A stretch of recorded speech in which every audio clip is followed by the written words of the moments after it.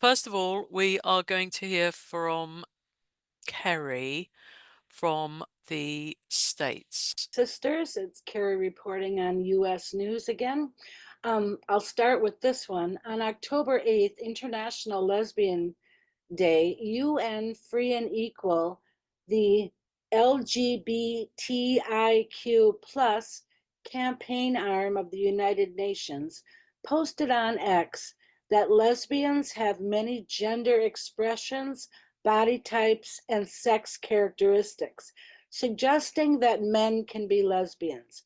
Lesbian Bill of Rights International responded in a post we published last week that says in no uncertain terms that all lesbians are women or girls, and that lesbian is a female sexual orientation that includes all men, however they may identify.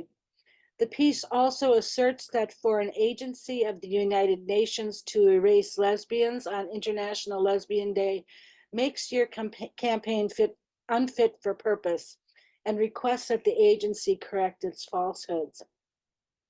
Next, I'd like to mention an excellent Substack published by The Distance last week titled Reading the Scrimeti Briefs as History. The piece quotes extensively from the amicus brief WDI USA filed before the US Supreme Court in the case of United States versus Scrimeti in support of a Tennessee law banning the medicalization of minors.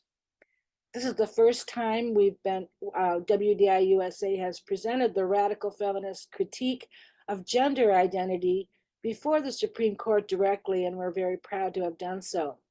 The article concludes, instead of a sweeping victory for trans rights, the case could be a turning point in the long, hard road back to sanity.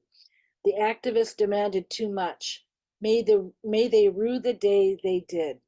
We couldn't agree more.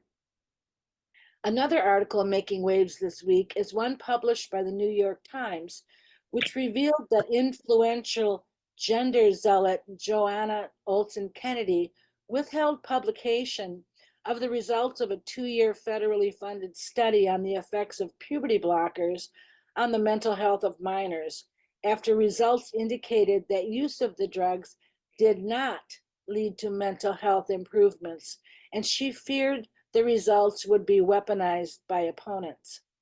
The spin she attempted to put on what must have been a disheartening outcome for an ideologue such as herself was that the mental health of the kids participating in the study did not improve because most likely they were already doing well when the study began. However, this claim is contradicted by the original description of the participants given by Olson Kennedy and her team back in 2020.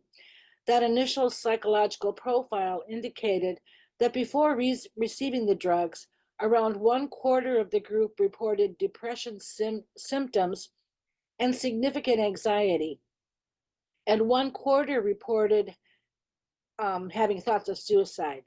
8% reported a past suicide attempt. J.K. Rowling's take on Olson Kennedy's excuses was, as usual, quite damning. It reads, "We must not publish a study that says we're harming children, because people who say we're harming children will use the study as evidence that we're harming children, which might make it difficult for us to continue harming children." Bless her. And last but not least, I'd like to give a shout out to the University of Nevada, Reno women's volleyball team, who held their ground and did not play their scheduled game on Saturday against San Jose State University, the team that includes male player Blair Fleming, despite being thrown under the bus by university officials. UNR was the fifth and latest team to forfeit, and the first team to publicly share their rationale for doing so, citing solidarity with the prior teams that elected to forfeit, demanding that their right to safety and fair competition on the court be upheld, and refusing to participate in any match that advances injustice against female athletes. On the 23rd, the Wolfpack team doubled down on their decision to forfeit by announcing a "Hey NCAA and Mountain West, women's sports are for women only," rally, and press conference to be held at the Reno Sparks Convention Center on game day, October 26th, which prompted Nevada Athletics to officially announce the match's cancellation due to not having enough players to compete. The event appears to have been a resounding success and drew a crowd estimated at over 400. Speakers at the rally included Riley Gaines, UNR volleyball team captain Sia Lili, along with 8 of her teammates. Live coverage of the event is available on X as well as on YouTube. And that's all for me today. Thank you. Hello, everybody from Australia. So the case of Deeming and Pasuto has closed. The judgment is due before Christmas, unless it is delayed because the judge wants to get it done. Even though the pleaded defamation related to associations that Deeming was accused of having with Nazis and extremist groups, women's sex-based rights and transgender ideology played a large part in the trial. Deeming's lawyer, Sue Chrysanthu, put forward a case theory in her closing that Pasuto was, quote, annoyed at having to face media questions every time Deeming spoke about women's sex-based rights. So he used the Nazi associations as a pretext to get rid of her. But it was really about positioning the Liberal Party as trans-friendly Labour light. Pasuto's counsel, of course, rejected this, but it's invited the judge to pass comment on this in his judgment. This could be a win for visibility and the legitimacy of the issues facing women in this area.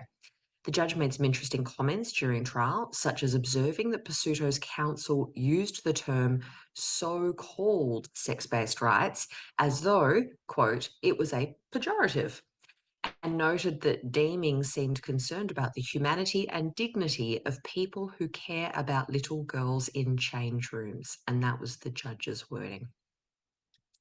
So we'll see what he puts in his judgment.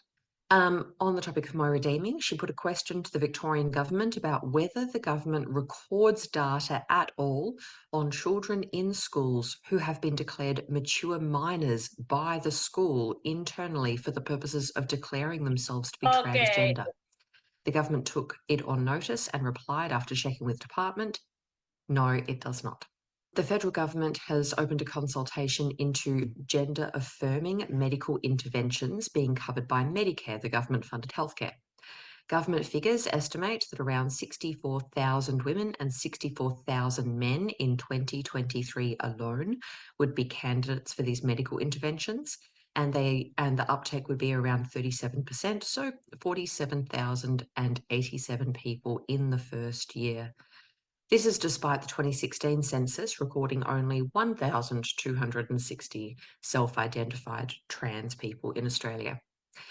Submissions are currently open to the Medical Services Advisory Committee until the 14th of February 2025. The model proposed is a full depathologization model, which means that surgeries such as double mastectomies, voice feminization, and the creation of an artificial vaginal canal, including those constructed from segments of the intestines for young boys put on puberty blockers before they've been able to develop enough penile tissue to invert, would be at the patient's personal choice, per the language of the Australian Society of Plastic Surgeons in its application for new Medicare item numbers. The claim is also made that so-called gender incongruence is innate and does not therefore require any distress.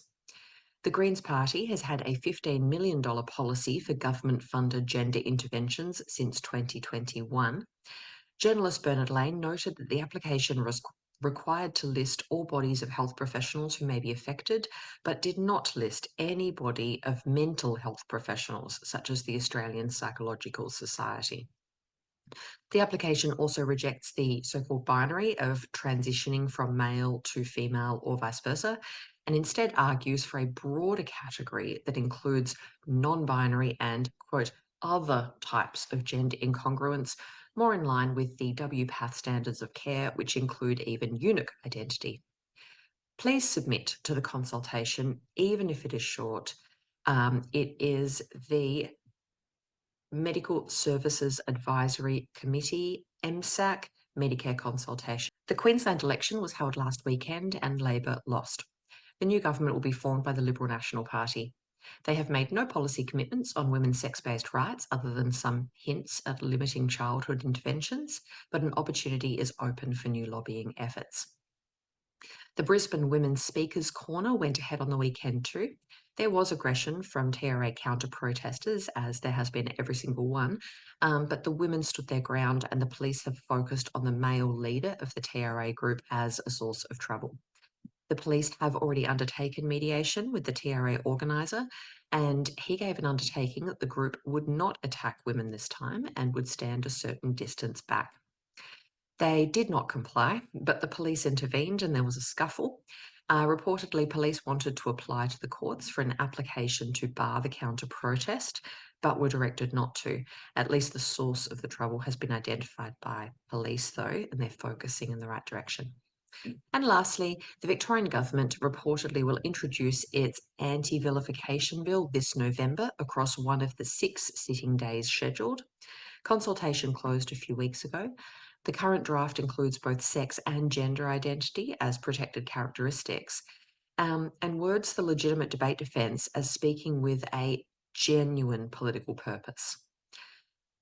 There is no specific guidance as yet on what a genuine political purpose would be and what a non-genuine one would be, but the required offence is to be judged by a reasonable member of the targeted group that is claiming to be offended.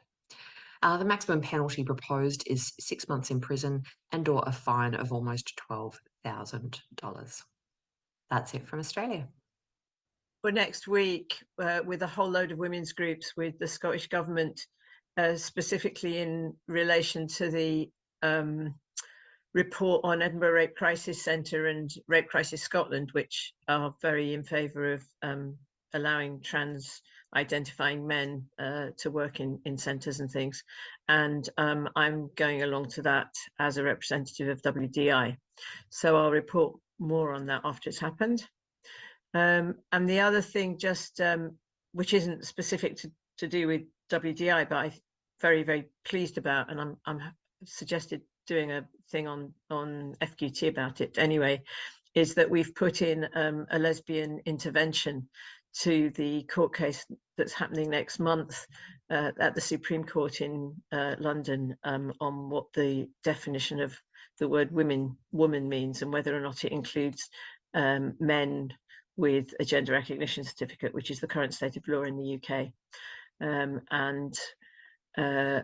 Well, I'm very happy with the submission that we've put in. I think that our barristers have done a really excellent job with it and made a fantastic case. So again, that's will be reported more on later. That's it, really. Oh, well, there is quite important news from Argentina concerning surrogacy. The Supreme Court has ruled in a surrogacy case in favor of the surrogate mother. The case was a gay couple who wanted to remove the surrogate mother from the birth certificate, and the court said that this is illegal because according to Argentinian law, mother is the one who gives birth.